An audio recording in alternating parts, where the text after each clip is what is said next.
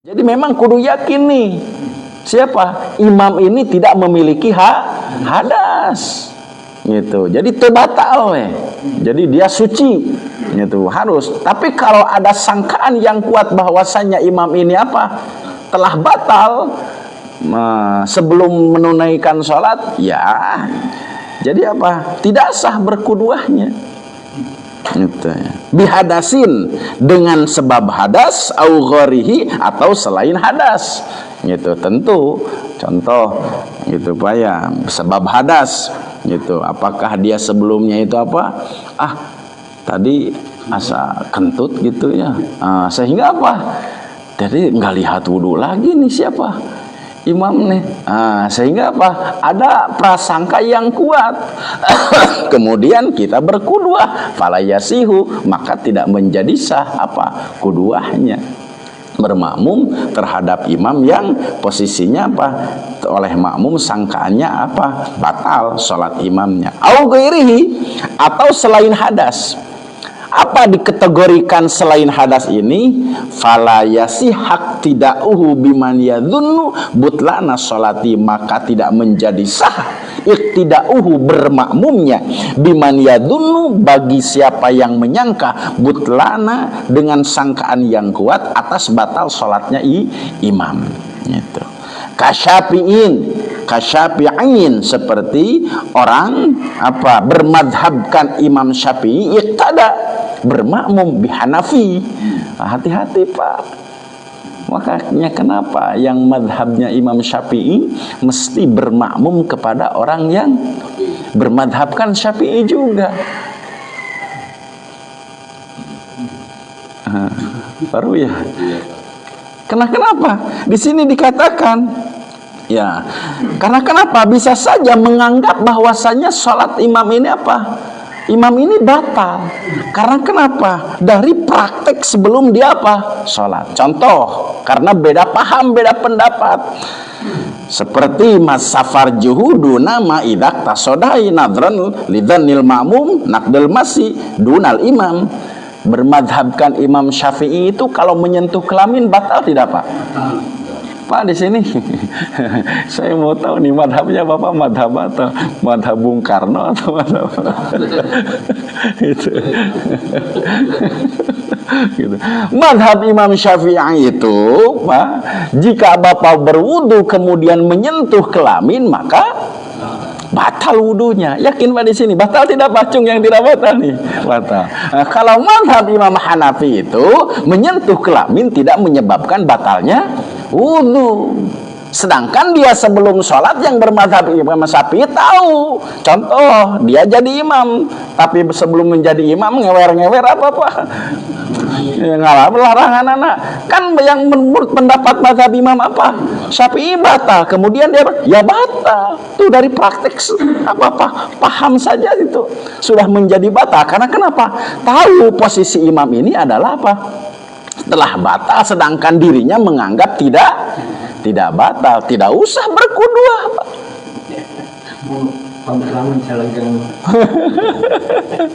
Gitu. Bisa dipahami Pak?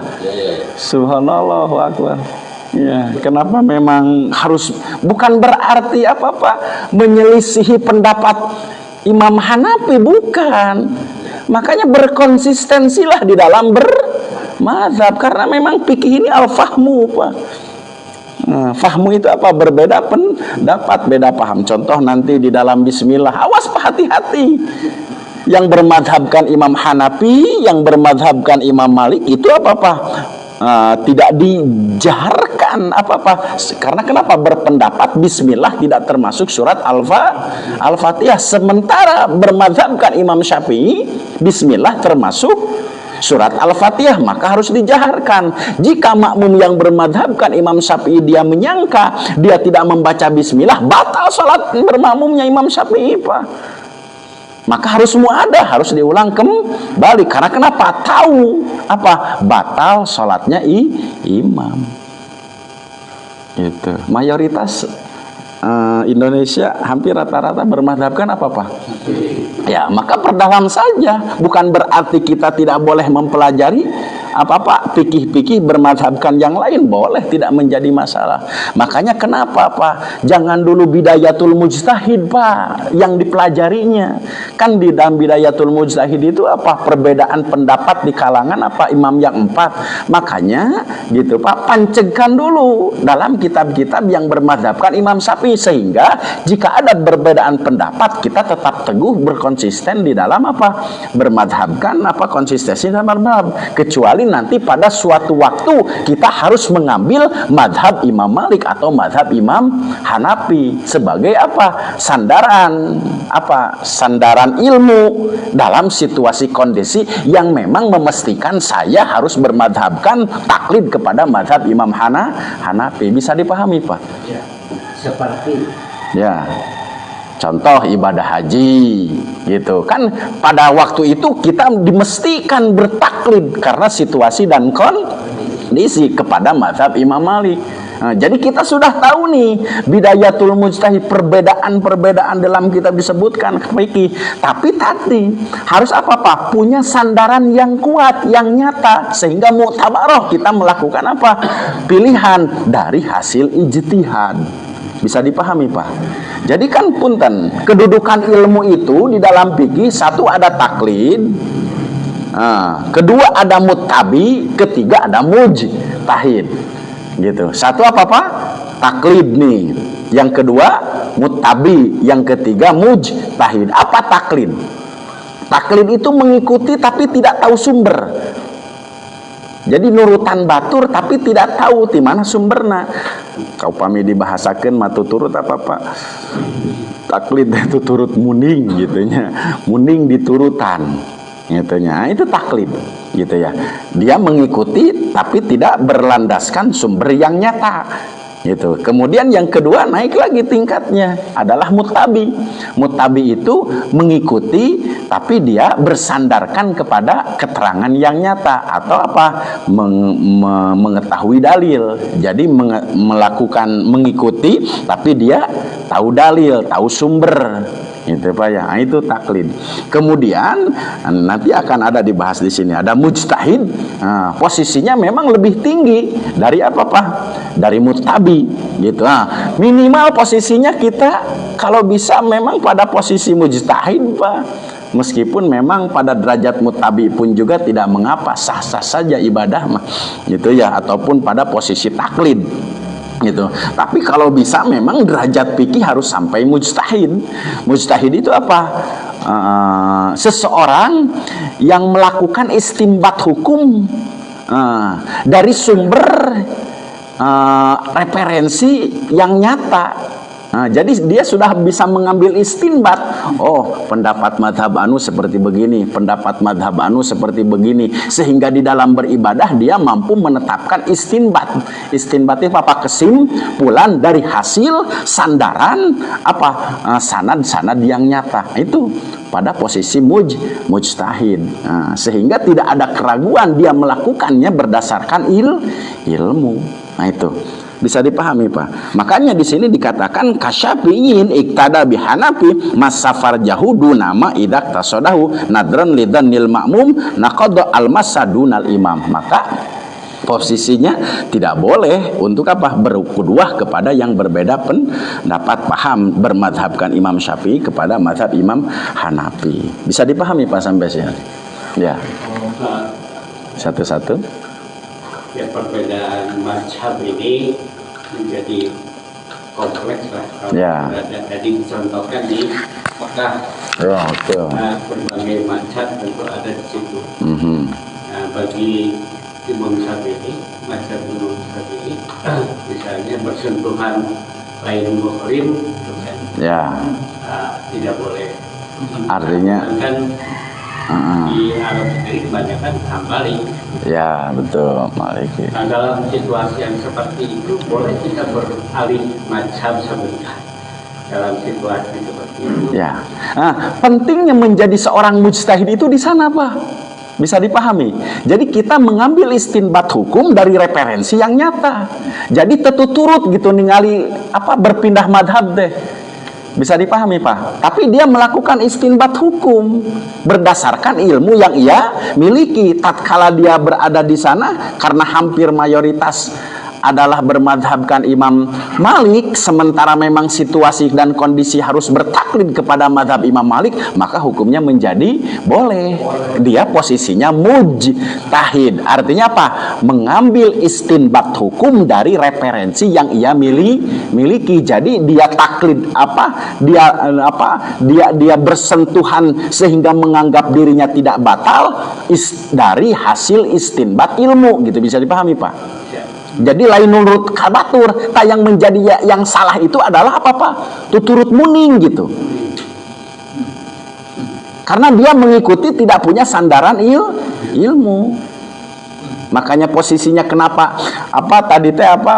perbedaan madhab itu harus disikapi dengan mujtahid itu gitu. Jadi kita harus makanya belajar referensi fikihnya harus banyak, bukan hanya saja Sapinah, tapi nanti harus Fathul Mu'in, Anatul Talibin, Muhadzab, kemudian Majmu, sehingga nama-nama kitab itu dan isinya sudah apa-apa dalam kerangka ilmu yang kita miliki, sehingga kita melakukan bertaklid kepada madhab yang lain hasil istinbat hukum. Yang jadi masalah nama gitu, orang nguturkeun batur tapi orang teu boga ilmu naonan acan.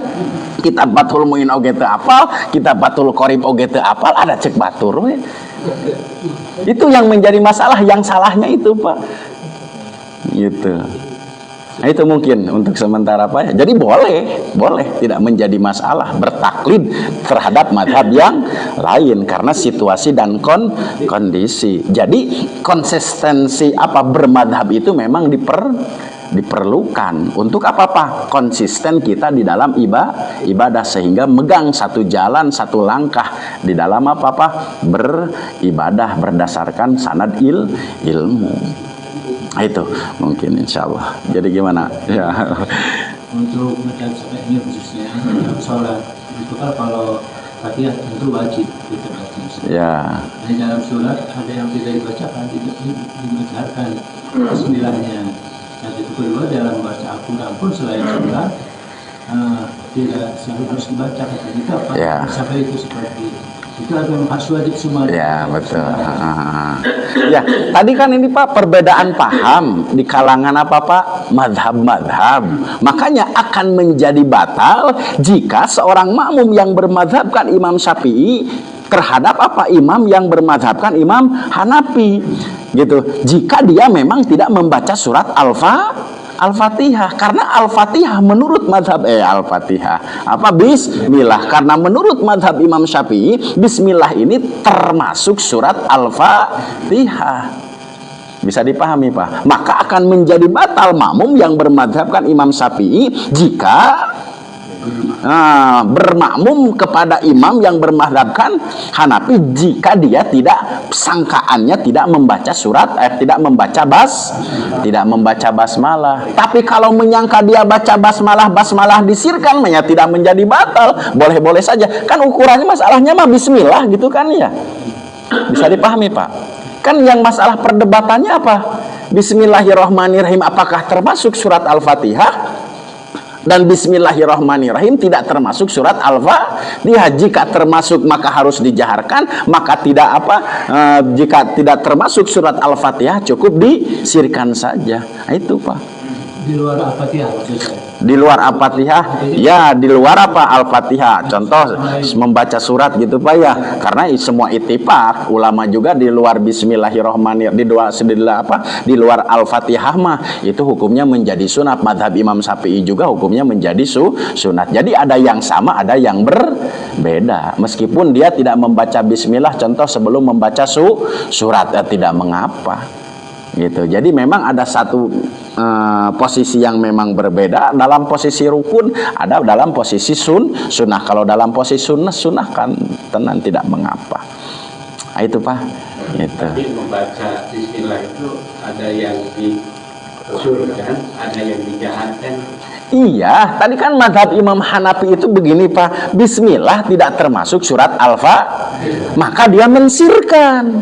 Kalau madhab Imam Syafi'i, bismillah termasuk surat Al-Fatihah, maka ia menjaharkan, itu saja. Yang bermadhab Kaminan Hanafi bukan tidak membaca apa-apa, bukan tidak membaca bismillah. Tapi kalau imam yang bermadhabkan Imam Syafi'i menyangka dia tidak membaca apa dalam saktahnya tidak membaca bismillahirrahmanirrahim, maka akan menjadi batal karena dari konteks paham yang berbeda. Gitu, makanya maaf Pak, seperti apa saya suka dengar itu kalau di Mekah itu bacaan sirnya minimal meyakini makmum bahwasanya dia membaca bismillah, suka bismillah. Nah, suka seperti begitu Pak. Kalau yang bermadhab Imam Syafi'i kan dari awal bismillahirrahmanirrahim, gitu Pak. Nah itu, jadi tugas makmum yang bermadhabkan jika memang di belakangnya berbagai macam pemahaman madhab, ya harus mampu kudu mampu menyigelan gitu. Contoh ya, nuka Indonesia hampir rata-rata Indonesia ini madhabnya Imam Syafi'i. Jika ayah gegeden dongkap di luar negara ke Indonesia kemudian dia menjadi imam, dia harus paham, jangan sampai menyangka nanti menjadi batal. Makanya wayahna bismillahna kedah dijaharkeun. Bisa dipahami Pak. Itu adalah saling menghormati dan beristinbat sebagai mujtahid terhadap hukum. Dalam prakteknya kita kan kadang-kadang mendengar atau tidak begitu ya Pak ya, bahwa si imam itu membaca tadi itu. Ya. Tapi kan kita memang juga banyak itu ya. Ya betul.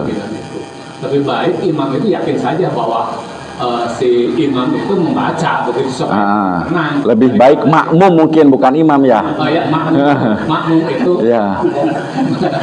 Makmum itu meyakini saja bahwa imam itu membaca begitu. Itu yang lebih utama. Jadi terlepas dari berbagai macam perselisihan, yakinlah meskipun dia mazhab Imam Syafi'i pasti dia baca bismillah, cuma posisinya disirkan, sudah beres, jadi terjadi masalah. Karena kan kita dalam kehidupan itu kayak yakinnya itulah. Jangan sampai kita dalam posisi ya betul. Ya kan di sini kan tadi Pak. Ya syaratnya adalah tidak menyangka dengan sangkaan yang kuat atas batalnya siapa? Imam, baik dari hadas atau dari perbedaan paham pendapat. Sudah yakin saja kepada siapa? Kepada imam meskipun berbeda berbeda mazhab. Itu tugas bermakmum ringan sebetulnya tidak usah menjadi perdebatan gitu. Tugas makmum yakin segitu. Tapi ada walaupun yakin dalam baca Fatihah tidak baca bismillah, ada jeda waktu. Ya betul, sakta. Ya ada sakta. Jadi imam itu ada jeda waktu. Yang kedua sama bismillah. Ya. Kalau langsung berarti tidak baca bismillah. Ya. Ada betul. Jeda. Ini juga harus diperhatikan sebagai ilmu. Jadi kalau tidak ada jeda berarti tidak baca bismillah. Betul. Tetapi kalau baca bismillah itu ada jeda waktu. Ya. Nah itu cara mengetahuinya. Jadi memang kan setelah takbiratul ihram punten kebala membaca Al-Fatihah itu ada saktah. Saktah itu di sana hukumnya sunat. Makanya takbiratul ihramnya makmum itu pada posisi imam saktah. Yang tidak membaca yang membaca basmalahnya disirkan, yaitu pada posisi takbiratul ihram imam, pada posisi dia setelah takbir, kemudian pada posisi saktah. Gitu, bisa dipahami Pak. Jadi saktah itu jeda antara satu bacaan terhadap bacaan yang lain. Nah itu kita bahas itu lihat Al-Quran itu bismillah itu bukan ayat soalnya nol ya. Ada nomor ayatnya, tapi ayat satunya itu mulai dari alhamdulillah. Tapi itu bismillah itu hanya batas surat saja gitu. Seperti itu gimana? Apakah memang sampai itu bisa dikategorikan? Ya betul. Itu tidak ada ayatnya. Ya, memang tadi saja Pak. Jadi kan ini kan perbedaan pendapat kan. Maaf Pak, paham. Membaca surat Al-Fatihah bagi makmum Menurut mazhab Imam Syafi'i, hukumnya apa, Pak? Wajib. Ya, hukumnya apa? Wajib. Tapi kalau Bapak bermakmum kemudian hanya mendengarkan saja, tidak membaca surat Al-Fatihah dan membaca surat, berarti bermazhabkan Imam Hanafi. Nah, itu Pak posisinya. Jadi jika Bapak hanya mendengarkan saja kemudian bermakmum kepada mazhab yang berimam apa? Hanafi, maka bisa saja akan menjadi batal. Bisa dipahami Pak posisinya. Makanya nih membaca surat Al-Fatihah di setiap rakaat itu yang bermadhabkan Imam Syafi'i, apakah salat itu dijaharkan atau yang disirkan, hukumnya menjadi wajib. Itulah Pak perbedaan pendapat. Jadi galilah ilmu, berkonsistensilah di dalam bermadhab. Pak, ya. Mungkin saya perlu informasi terkait dengan referensi tadi Pak. Ya. Yang ada membahas terkait dengan perbedaan masyarakat ini. Ya. Artinya ada buku-buku apa? Oh betul. Siapa gitu? Bisa betul. Banyak Pak kitabnya, diantaranya ya. Yang angkat ini tadi sholat, saya. Ya betul. Salah tadi dulu atau. Ya betul. Yang membahas buku itu siapa? Bukunya apa? Ada Pak, satu dalam kitab Kifayatul Akhyar. Kemudian ya satu kitab Kifayatul Akhyar. Kemudian kitab Bidayatul Mujtahid. Kemudian Al-Madzahib Al-Arba'ah. Apa banyak Po bukunya. Perbedaan apa? Madhab gitu ya. Itu ya ngebahas itu semuanya dari masalah wudhu. Makanya saya maaf Pak di pesantren tidak dulu disuguhkan apa dengan perbedaan pendapat. Justru saya ini dicekok dengan satu madhab dulu Pak. Jadi memang posisi belajar itu seperti begitu Pak. Jadi saya ku guru gitu Pak dicekok dulu satu madhab. Artinya apa? Sudunya wudhu madhab Imam Syafi'i, kemudian sholatnya bermadhabkan Imam Syafi'i. Jadi dicekok saja dulu gitu dengan satu apa? Madhab. Baru nanti setelah naik tingkat sudah 10 tahun belajar di pesantren, baru saya disuguhkan apa Pak? Kitab tadi Kifayatul Akhyar, kitab Bidayatul Mujtahid, sehingga tahu perbandingan, tapi tetap gitu. Saya sehari-hari bermadhabkan Imam Syafi'i. Kalaupun situasi dan kondisi memungkinkan saya untuk taklid kepada madhab yang ini, saya sudah tahu sumber hukumnya. Nah itu yang diharuskan, itu seperti begitu Pak. Gitu. Jadi kan kadang-kadang kita maaf gitunya jadi tahu oh iya an apana teh cek ieu cek ieu tapi referensi apa Pak? Keilmuan masih lemah. Nah, itu yang menjadi salah itu, sehingga nutung-tungna teh nyalahkeun batur. Nah itu banyak yang terjadi gitu. Makanya posisinya adalah perdalam dulu kaitan paham-pahamnya satu madhab gitu. Tapi kan posisinya gimana Pak Ustadz sekarang udah tua gitu Pak ya. Ya sudah ikuti saja. Nanti kita mudah-mudahan berkonsisten setelah nanti kitab Sapina nanti boleh Qurratu Ain, boleh Fathul Qorib, Fathul Muin. Ini satu-satu saja ya lumayan lah ngisi waktu memeh maot Pak. Sugan beres atau nebikeun kaya Nahdlatul Thalibin Pak gitu ya. Meskipun sebetulnya satu kitab ini upami dipasarkeun sasasih oge rengse Pak. Kitab Safinatun Najat. Nah yeung geus 4 tahun can beres-beres gitu. Dapat temuan anak cuma seminggu sekali gitu Pak. Nah itu. Ini hanya ya menyandarkan referensi saja kepada kitab-kitab turos sekarang yang khusus bermadhabkan Imam Syafi'i. Bapak sekarang pasti akan apa Pak? Pasti akan bingung sekarang Bapak. Ya, kenapa posisi bingung? Karena selama ini informasi diterima semua, sementara diri kita masih apa Pak? Masih lama sanad keilmuannya karena kitab naon ya urang teh. Sehingga apa? Yang menjadi Bapak datangnya perbedaan pemahaman di kalangan madhab 4 itu kadang-kadang menjadi musibah batal tentunya. Gitu teu maca rukun kieu batal teu nya tuh nutung-tungna teh ada tidak ada keyakinan ya batal ujung-ujungna teh tadi Pak teh sarua jeung urang tidak gitu nya. Nah itu diantaranya Pak ya. Kalau berbagai ormas yang ada di Indonesia Pak, kita nggak tahu ini PPI atau nggak ada yang tertarik. Ya. Nah ini apakah semuanya sama. Kalau dia edukasi itu hadisnya satu. Ya, bisa dilihat dari amaliyah ibadahnya, bagaimana dia takbiratul. Sebetulnya kan itu ormas Pak, organisasi masyarakat, bukan apa Pak, bukan madhab gitu ya. Ya ada juga maaf yang Muhammadiyah gitu Pak ya, ormas kayak itu kan. Tapi kan amaliyah takbiratul ihramnya dan tahiyat tasyahud awalnya atau kan dalam kunutnya kan jadi madhab apa Pak? Jadi Ahlus Sunnah wal Jamaah. Seperti Pak Dodo kan sekarang jadi kunut kan Pak Muhammadiyah. Sudah diketahui ya Pak ya. Jadi kembali kepada berangkat ilmu, meskipun ormasnya Muhammadiyah kan bisa saja dia kunut. Jadi ormas Muhammadiyah plus NU. Gitu Pak. Jadi itu hanya ormas saja Pak. Nah, tidak apa-apa, tidak memang bisa di apa? Ya bisa diidentifikasi hampir rata-rata gitu, hampir rata maaf, selain NU mungkin Pak ya, selain NU bermadhabkan Imam Hanafi atau Imam Hambali itu saja, tapi tidak setiap yang ormas apa Pak, Persis atau Muhammadiyah bermadhabkan imam apa, Imam Hanafi. Ada juga gitu yang bermadhabkan Imam Syafi'i. Ya contoh realnya Pak Dodo saja gitu. Ya, kunut juga Pak. Muhammadiyah kunut juga Pak ya. Gitu. Itu mungkin Pak ya.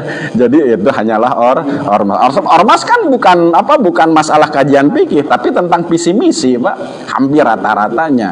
Cuma ya sedikit menyandarkan terhadap apa? Sandaran di antara 4 madhab itu di antaranya. Tetap Muhammadiyah Oh, tapi tetap Muhammadiyah gitunya. Jadi Muhammadiyah ala NU.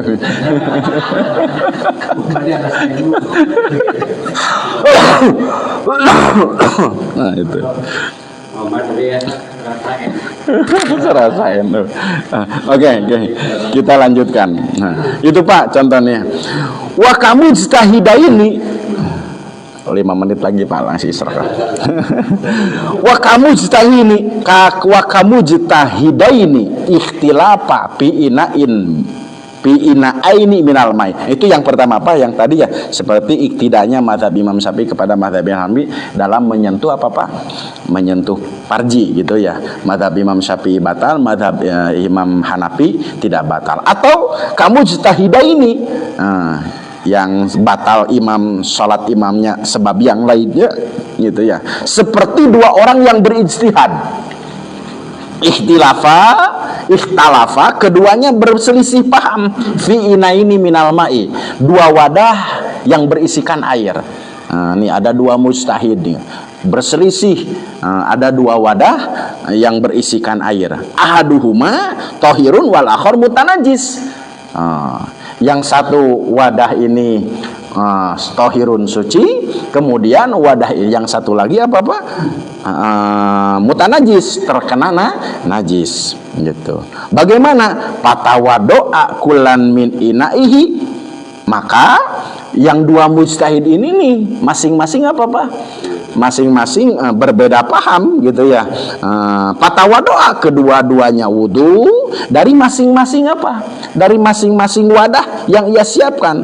Awigtasala, atau dia apa Pak? Mandi, au tahhara inain, atau dia mensucikan apa? Wadah yang lain. Au ghasala sauban bihi, maka atau dia mensucikan apa? Mensucikan, membasuh apa? Sauban bihi, pakaiannya. Fala yajuzu, maka tidak boleh iktidai ahadihima bil akhar, bermakmum salah satu terhadap yang lainnya. Karena tadi meyakini bahwa yang wadah ini dia apa? Terkena najis. Dia meyakini wadah tersebut apa? Airnya najis. Sedangkan yang satu meyakini air yang satu lagi adalah dia yang iakan suci. Maka tidak boleh bermakmum kepada siapa? Orang yang tadi tidak bersuci kepada orang yang menggunakan air yang menganggap dia ada najis. Bisa dipahami Pak? Nah, sampai ke sana ya konteksnya. Karena tidak boleh bermakmum karena menganggap apa? Dia terkena najis. Sedangkan sholat terkena najis maka batal apanya? Sholatnya. Oh, sampai ke sana Pak. Subhanallahu akbar. Tidak boleh apa? Jadi memang harus benar-benar meyakini dari perbedaan apa dari cara pandang fikih juga harus harus sama, harus menganggap akan menjadi sah, harus menganggap keduanya wadah itu air yang di wadah tersebut suci. Gitu. Bisa dipahami, Pak? Fala yajuju iktida'a ahadihima bil akhar, maka tidak boleh bermakmum ahadihima salah satu dari keduanya bil akhar terhadap yang lain. Tuh konteksnya tidak menjadi tidak boleh bermakmum. Karena kenapa? Tadi akan meyakini dengan akan menyangka dengan sangkaan yang kuat bahwasanya dia tidak sah bersucinya karena memakai air yang mutanajis, sehingga ada sangkaan. Itu yang menjadi tidak sah berkuduah. Li'anna kulla yadunnu, karena keduanya yadunnu menyangka najasata ina'i sahibihi, najis wadah saudaranya. Jadi kan yang satu menyangka, kan tadi air tersebut mutanajis, sedangkan dia bersuci, kemudian dia mencuci pakaian, maka tidak sah iktidak kepada yang menganggap, yang dirinya menganggap bahwasanya air tersebut mutanajis. Fa in zadal ina'u tahir alal wahid, terkecuali jika wadah tersebut, bejana tersebut gitu lebih dari satu, bi an kana salasatin ma'al mutanajis. Tapi dari ketiga tersebut salah satunya terkena terkena najis. Wa kathural mujtahid, kemudian banyak di sana orang yang berijtihad. Jadi sekali lagi posisi mujtahid itu adalah individu, seseorang yang melakukan istinbat hukum gitunya dari dari sandaran yang nyata. Itu posisi mujtahid gitu. Jadi dia melakukan istinbat tapi dari dari sumber hukum, dari sumber ilmu yang nyata. Wa kasural mujtahid, banyak nih mujtahid di sana. Wa tatahhara kullun bima dhannahu tahir bil ijtihad. Wa tatahhara, kemudian bersuci, kullun masing-masing, bima dhannahu tahir, yang semua menyangka di dalam bejana tersebut tidak mutanajis, artinya suci, bil ijtihadi, dengan ijtihadnya. Wa amma bi sholatin, kemudian dia bermakmum bi sholatin, di dalam salat, sahhak tidahu ba'duhum ba'don, maka tentu akan menjadi sah bermakmum satu sama lain. Jadi mujtahidnya lebih dari 3, kemudian wadah yang disiapkannya juga lebih dari 2 atau 3, meskipun salah satunya terkena najis. Sahha lau khalpaman yata'ayanal butlanu, tapi tentu wajib ada bagi siapa? Bagi mereka yang sholat di belakang, yang yata'ayanul butlan, yang ada posisi dirinya adalah menentukan batal sholat imamnya, tapi meskipun posisinya karena mengandung membawa kesucian, hatta sehingga bidhanil ma'mum, sangkaan makmum, palam maktada bisani, tapi tatkala dia mengikuti pada posisi yang kedua aidon ta'ayanal butlan, maka menentukan menjadi batal pihi, li'annahu, karena sebab masih hati tidak sahnya iktidak bil awal terhadap yang lain, sorosani, maka menjadi yang kedua wairu muhtamid tuhir, tidak menanggung suci bidhanihi dalam sangkaannya. Itu posisinya.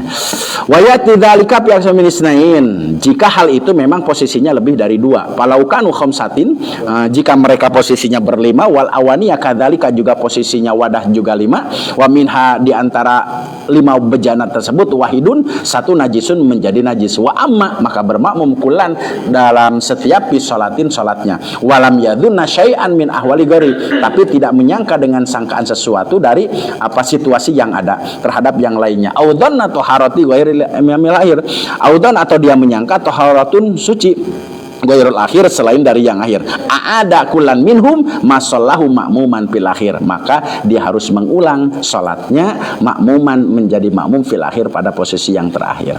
Qala Utsman As-Suwaifi fi Tuhfatul Habib, faidab tadau bisubhi, jika dia mengawali pada salat subuh, aadul isya, maka posisinya harus mengulang pada posisi isya, illa kecuali imamnya payuidal maghrib, maka dia harus mengulang salat maghrib. Fayharumu, dia berihram alaihi terhadap mereka alitimam makmum menjadi imam, menjadi makmum fil isya'i pada posisi isya, wa yahrumu dan berihram, bertakbiratul ihram alaihi atasnya al-itimamu itimam fil maghribi pada posisi waktu maghrib. Wa matsalul ikhtilafil mujtahidin fil ina'in ma idza sami'a wahidun misautan yankudul wudu'a.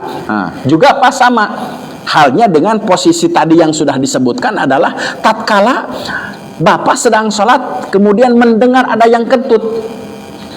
Bapak sedang sholat nih, itu posisi barisan 1, barisan imam, barisan 1, barisan 2. Sautan yang padahal kentut di dalam sholat itu mampu membatalkan, ya mampu merusak apa? Walam ya'lam, dan kita tidak tahu nih anna khurujahu min ahdima bi'ainihi. Sahaya nu kentut. Sedang kita berkudwah kepada siapa, Pak? Imam. Gitu. Iya, watanakaro, tapi keduanya apa? Ingkar. Saya mah henteu itu, ceknya henteu itu. Pasti begitu teh apa? Imam mungkin ya, karena semuanya apa? Ingkar. Palam maktada bima wajib wa adatu masalah khalfasani. Maka orang yang berada di barisan kedua wajib muadah, diulang kembali salatnya. Karena kenapa? Yang kedua di depan posisinya mengingkar. Ingkar itu apa? Ya, saya tidak kentut. Berarti mungkin dia punya anggapan kepada siapa? Imam. Dia telah apa-apa? Batal. Apa? Dia yang kentut. Karena yang dua tidak apa-apa. Posisinya tidak mengaku. Sampai ke arah sana, Pak. Subhanallah akbar. Maka barisan yang kedua, sholahul posani minhuma ada. Wajabah yang ada tuh. Gitu, wajib diulang. Walau alima anna dhannal imamul hanafi, walau meskipun alima mengetahui anna dhannal imam menyangka al hanafi mazhab hanafi masalan tarkal basmalah.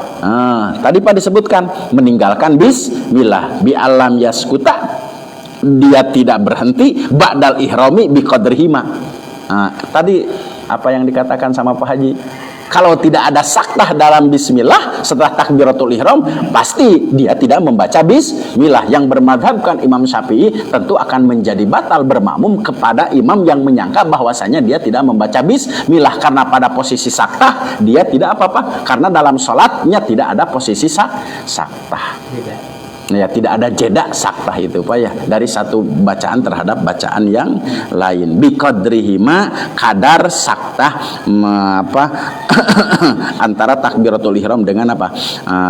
Dengan Fatihah. Fala yasiha iktida'uhu bi. Maka tuh di sini dikatakan la yasiha, tidak menjadi sah iktida'uhu, bermakmum bihi terhadap apa? Orang yang tidak membaca bismillahirrahmanirrahim. Nah itu Pak posisinya. Itu Pak kaitannya baru satu nih. Jadi yang pertama, syarat kedua itu tidak meyakini atau tidak mengetahui, tidak menyangka batal sholat siapa? Imamnya, tapi dengan sangkaan yang kuat gitu Pak ya, dengan sebab hadas atau selain hadas. Kalau hadas mungkin tadi kentut Pak, kalau selain hadas tadi mungkin dari perbedaan apa Pak? Pendapat paham di kalangan 4 mazhab. Ayo itu Pak untuk sementara. Alhamdulillah. Cukup ya.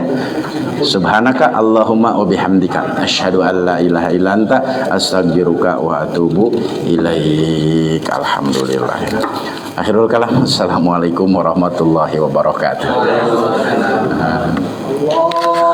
Allahumma sholli ala Muhammad ya Rabbi sholli alaihi wa sallim. Allahumma sholli Muhammad ya Rabbi balighul wasilah. Subhanakallah. Alhamdulillah.